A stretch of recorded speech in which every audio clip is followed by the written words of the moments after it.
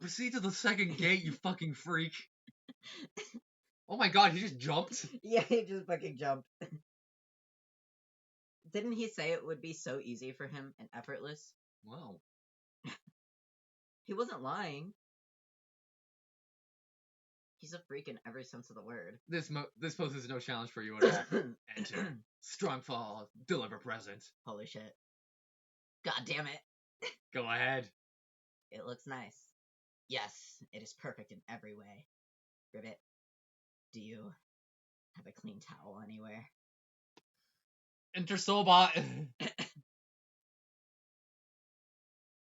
Oh no, I just remembered. Never mind. That keep going. That scared the shit out of me. Open the sprite log. I think it suits you much more than the form of a levitating ghostly amphibian. How does it feel? It feels different.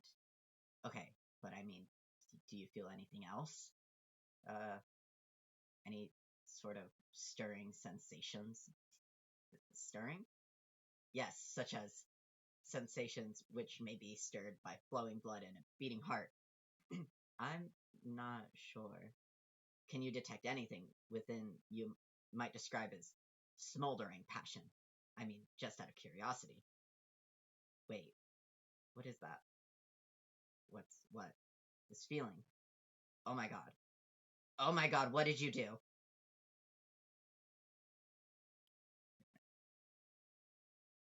Did you program this robot to have feelings for you? Romantic feelings? Answer me, blue blood scum. Yes, it's a chip in your heart. Is that not okay? Get it out! I guess I can. Uninstall it if you would just get it out! Sorry, I'll... Okay, now I have to yell. Get it out! Get it out! Okay, that's all I'm doing. Go, move on. Such a fucking incel. She's so cool. I don't blame her. I do not blame her. If I was in a robot body that was programmed to have romantic feelings for this guy, I'd do the same fucking thing. Yeah, let her keep going. Hell yeah.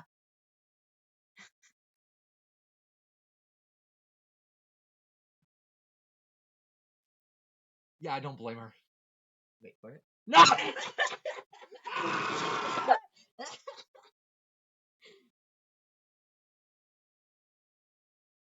Update wall. Yeah, update the wall. Update the shipping wall. Yeah! The fucking what? They're Moiros. That means nothing to me! I love the note of probably not.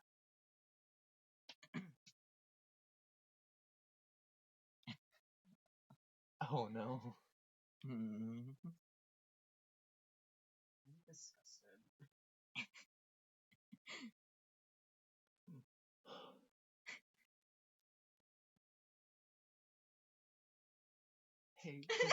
Hey, I'm begging you. Tell me that back there doesn't happen anymore. What do you mean? I fucking wonder what I mean, Danny. I fucking wonder. What are you talking about? God fucking damn it, this sucks. You mean the really long tangent we just went on? You consult your shipping wall. Clearly some changes are in order. You must admit you didn't see this one coming, even with your remarkable matchmaking acumen. You should probably recolor all of the our Aradia panels so she looks like a robot too. There's a major commitment keeping up with all your ships, and it is worth it. Recruit Vriska. Oh my god, she's back. Finally a character I care about. Oh, wow. What? Why is your text color so hard to see? I don't know, wear your fucking glasses, maybe. I don't know where they are. What the fuck do you mean you don't know where your glasses are? I put them down somewhere. Did you put them down when we went inside? No. I thought I just left them there. What was that? There's a bug. Oh, do you see my glasses? Yeah, they're on the fucking ceiling. What the fuck you mean? Oh, they're on the table. Oh, yeah. Put on your fucking glasses. Jesus. I didn't feel like having them on. We're reading! And my vision's only bad in one of my eyes. We have two eyes, you dumb bitch! Vriska doesn't. Don't disrespect her. I'm disrespecting you. Okay, this is going to sound preposterous given our last conversation. And I guess practically every conversation preceding it. And I'm probably going to have to do something completely disgusting like apologize. Even though I hate myself for it, I will totally mean it. I promise. Like, really, really mean it. You're gonna ask me to join the team, aren't you? Yeah, how did you know? I don't seem to have much choice now. Aradia kicked me off the good team. Wow, that is great. Wait, sorry. No, wait, I don't have to apologize. That's right, you have no choice now. I apologize to myself for offering you a shitty, meaningless apology. Apology accepted, Carcat. Let's bury the Thresher with a totally platonic bro bulge bump. A fucking Bump. what? Continue. You dork. You really think your usual pedantic quits are going to bug me now? I'm not trying to bug you. I'm trying to get you to join my damn team. Now, step in line, Circuit. I was just betrayed and abandoned by my two accomplices and best pals, and on top of that, I am soaked in the blood of my Lucis, which I had to decapitate myself. So listening to a crappy asshole be all tickled with his own mediocre retorts isn't going to spoil my evening. Oh, okay. Well, sorry to hear that, but I mean, you can just dump her carcass in the kernel and bring her back stronger than ever. Wow. Good to know. I guess. Now, why don't you hop in the trap, wash that nasty blue shit off, and join our fucking session already? What? It's so rude to dictate hygiene procedure to a lady, under any circumstance, even for douchey loudmouths with delusions of leadership. Maybe you could try to think about the dumb things that fall off your protein chute for once, Ventus. Blah, blah, blah. Now my shoot is doing a fucking stellar impression of something that doesn't give a shit. Anyway, you know my blood's the prettiest, and you'd obviously kill to have it. No, it sucks. Totally happy with mine. Nice try, though. BS. Why else would you hide behind your lame gray and anonymity then? You do realize everyone thinks it's totally lame, right? It's nobody's business. I don't see why it should be a matter of public record. Wait, so the colors of their text are the blood they have? Yeah, and Carcat hides his. Okay. You're saying it like this is commonly known information. Like, I mean, have you not seen how their text color aligns with their whole thing? No. Oh. Of course I haven't. Well, here's it being explained to you. I'm not going to wear that shit on my sleeve like you do. Literally and figuratively. It's private, so everyone could go point their probing busybody sniff nodes up their own impertinent seed flaps. Fine, like anyone really cares. It's just lame and insecure. So why don't you tell me what I've got to do here? I await instruction from my big shot. I don't even know what that was. A bloody later. Okay, first things first. You gotta connect with Tavros quickly and get him in the session before he gets killed. What? Can someone else do that? No. Why? But What's the big deal? Just do it. I hate that guy. Who cares? This is your command decision? Getting someone who hates a guy to save his life? Pretty weak, boss. Why do you even hate him? It's fucking ridiculous. If anything, you should pity him. Especially since you were the one that paralyzed him. I know, I don't really understand it. It's just a really special kind of hate. It never goes away and it doesn't make a lot of sense. This is kind of a weird time to be confiding in me about your feelings of black romance, but okay. Oh god, what? I mean, if you're really implying Tavros is your kismesis, I think you're bringing up the wrong fond nub. Both parties have to hate each other equally. I mean, like true hate. Maybe your feelings come somewhat close to fitting the bill, but I don't think he can hate anymore. It's weird. He's kind of broken in the head. Fuck, what are you talking about? And now, in character, fuck, what are you talking about? I think this subject is beyond a lot of people's grasp, but I know a lot about it. Nobody ever really wants to talk to me about it, though. Whoa. That's so me. Yeah, that is you. I don't want to hear shit about it. Whoa, really? Oh, no shit, really? Okay, most people who haven't had their lobe stem cauterized are capable of feeling the two primary emotions, hate and pity. Pity is, of course, just the toned-down version of the central emotion, hate. And all of the nuance of pity manifests as various other kinds of feelings, like whatever chemical reactions trigger mating fondness, or the mysterious forces that are behind more allegiance. Carcat, holy fuck, so boring! A well-balanced person is going to have a good distribution between hate and the various pity humors. Having a good balance keeps all the emotions sharper. See, I think that's your problem. Oh? I hope you know I already wore out some good note-taking pens today. All depends. Oh. See, my hate is like a finely tuned instrument, because I'm aware of these principles. I could hit a hole in the paradox space itself, straight through to a new reality fresh for the hating. You don't even know how much I'm laughing at this. But see, you're too heavy on the hate side. At least you pretend to be, which is maybe worse. You aren't reading anything I say, are you? You just want to talk and talk and talk. And you think you're hating up everyone hard when you're really just burning out that entire emotional hemisphere. It's like lukewarm hate, pretender's hate, with no counterpoint at all. As such, there's no real substance to your hate.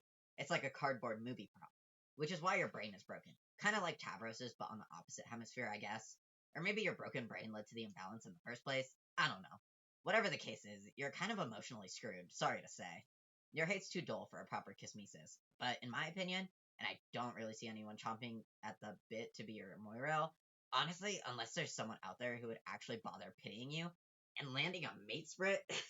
Seriously, like that would even interest you. Basically, any feature of your emotional profile that usually makes someone viable in the red rom department must be totally fried. Your black rom's potential's probably toast, too.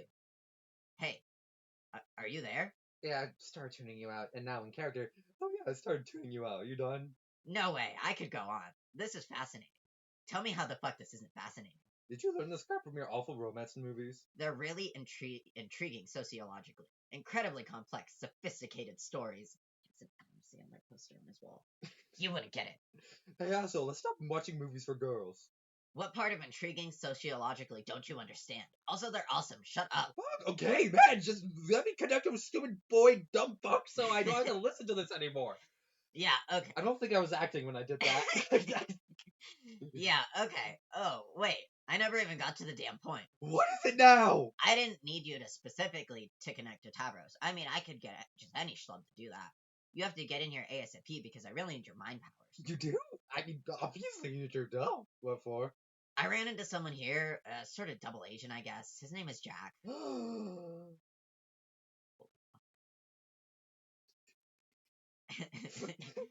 Bald ass head. Alright. Oh god, okay. He has some inside information about his kingdom. He wants to work together with us to overthrow the Black Queen. So I said okay, and now I need your help. Okay. I can try. What does he know? He recently got a hold of some intel regarding a weakness in the Queen's defense. I don't know any more than that. But we've gotta hurry and get started on this thing, or it could get kind of awkward. Awkward? What do you mean? I mean, he's just standing here now, waiting for me, I guess. But it's okay. I think he's pretty much settled down. Settle down? Well, he stabbed me once. Oh, that's why that's doing that, so no one can know his blood color. Yeah, it's a secret. Let me guess, it's going to be like, oh, he's actually the highest ranked blood or some shit. You'll see. Oh, only once? Are you sure you should trust him? I don't know if I would, but hey, I'm not the leader. No, it's cool. He's cool. It's fine. I don't really mind the stabbing. It was all a misunderstanding. Well, oh, okay, I'm pretty sure he meant to stab me, but I think that's, like, the way he greets people. This game is so stupid. In any case, I think he's probably all stabbed out. Whew. Oh, man. Since you're bleeding, I should ask Teresi what color your blood is. Good luck with that. She can't see me or smell me or anything. I'm way out of my hive somewhere else on the planet. Okay, then I'll ask Jack. No, Jack won't tell. I made him promise he wouldn't tell. Damn it! Stupid tight-lipped stab Happy's double agents. Doesn't Trollian have some kind of viewport feature? Yeah, but I'm pretty sure only Solix knows how to set that up, and he's been incommunicado for hours, and for some reason... Anyway, that whole feature seems totally invasive and largely pointless to me, so just forget about it. Yeah, okay, here we go about to embark on an espionage mission. A spying tool sounds totally useless. Another weak point, Captain. Whatever, just get your ass in here so we can dethrone this goddamn queen. It'll be one less god boss we have to fight. Fine, I'll be right there. Just try not to lose too much of your mystery blood and die. Be Jack a few minutes ago. Found the kid you've been looking for. He's got a pretty sharp tongue, and can't seem to keep it sheathed. He should learn up front you're no stranger to sharp objects yourself. He still won't shut up. He doesn't seem to care about the wound. He's just going on and about what a freakish color his blood is. I mean, yeah, that is pretty freakish. He doesn't want you to look at it. Just look away, he says. You gotta admit, I'm curious. Look at my... Oh, it's like... Wait, didn't they say, like, red's bad? Well, I mean, the lowest rank is Russ, which is like a dark red blood. His is cherry red. So is that better or not? Yeah, it's gonna explain it. Just keep going. You don't see what the big deal is. Nothing special. This kid's out of his mind. But he's still blubbering on and on about it. It seems... Yeah, they're explaining it for you. He's the only one of his kind with this mutant candy red blood. An outcast. He thinks he was put on this planet covered in an ocean of his own blood to be taunted, punished for something. Saddest story you ever heard. Gotta do something to shut him up. Oh. Yeah, alright, fuck it. Be in cahoots with Jack. Hello. Huge bitch, blah blah. You and your like-blooded accomplice soon put Operation Regislurp into motion, a contingency plan which the arch-agent conveniently had on file and named himself. If it were drafted by a legitimate contingency firm, it would ostensibly have been given a better title. Your whole team executes the plan along the course of its journey, employing espionage, mind control tactics, political sabotage, vicious interrogations, and cold-blooded assassination. Everyone does their part, and you begin to learn the true meaning of teamwork, as well as this troll disease called friendship. But before a single step is taken, Jack briefs you on the intelligence uncovered by one of his agents. It is an advantage over the Queen you will seize upon while she has let her guard down. While each prototyping by each player, the royalty of both sides would evolve. The Queen, with her ring of orbs 12-fold, would first take on the claws and rigid carapace of your Lucius, and then the wings and scales of Terezi's young dragon, then the horns and gills and cloven hooves of Gamzee's fallen custodian, and so will continue. Though Queen is a vain creature, she is also sworn to her duty. She would be braced for the heavy load of augmentation ahead. She could certainly withstand the 8 eyes of an arachnid, the fair rings might at worst be frivolous, and the great bullhorns could even be regarded as striking additions. For that matter, the sultry lips of a muffler grub might very plausibly suit her. She perhaps would wear a brave face even behind a dignified mustache, and the centauring of her lower torso could transpire without much complaint. She would dutifully indulge a lactating udder, and when all was said and done, doubling her head count would surely be insult to 11-fold injury. But nothing she hadn't essentially endured already on the name of her kingdom. But she would spare herself all these additional debasements, because before the rest came, there would be one corruption to her figure she could not abide. Her vanity wouldn't allow it.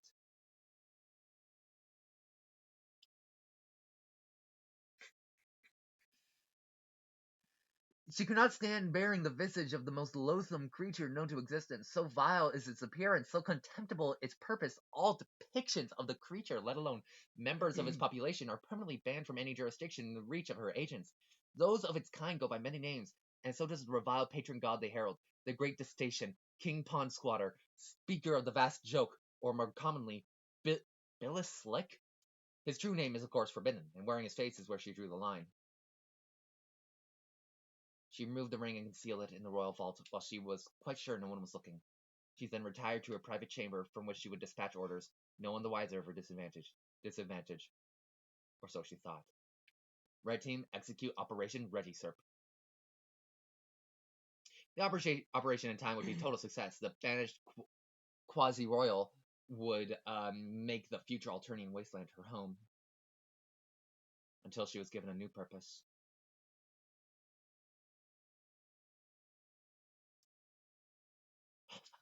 But at the onset, you would know nothing of the Queen's aversion to an amphibious likeness, or about her orbs 12-fold, or any such details. You were informed of her disadvantages and would act accordingly.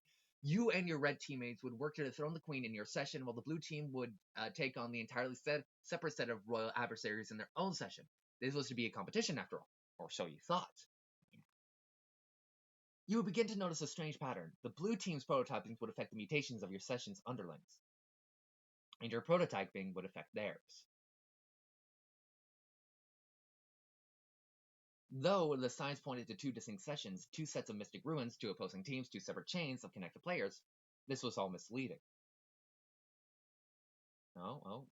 GIF. You were joining a particularly unusual bifurcated session, meant from the start to receive all 12 players through 2 separate connection chains, a session with one Skya about which 12 planets would circle, with 1 army of dark and 1 of light, with 1 pair of kings and 1 pair of queens, and with 1 cantankerous archagent and his typical disdain for authority. It wouldn't be until later in the session, when the full chain was nearly closed, that you would realize the truth. The truth was it had always been the same session all along, that your teams were not competing, but cooperating towards a common goal. And there's the actual chain, I guess. Yeah. In the more drawn-out form of this adventurous narrative, figuring this out would have been a huge deal. We would have been completely blown away by the stunning revelation. Wow, same session all along? Really? Huh.